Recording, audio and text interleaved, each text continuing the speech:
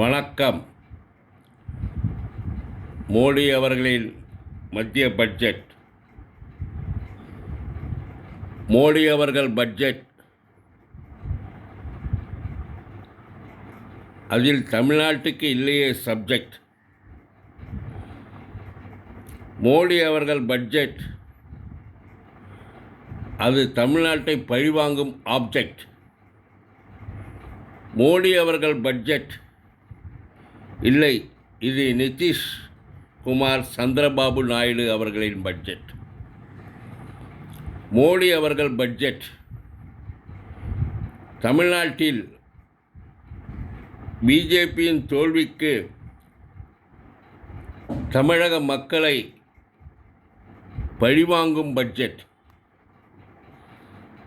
மோடி அவர்களின் பட்ஜெட் தமிழ்நாட்டில் பிஜேபியினுடைய தோல்விக்கு தமிழக மக்களை பழிவாங்கும் பட்ஜெட்.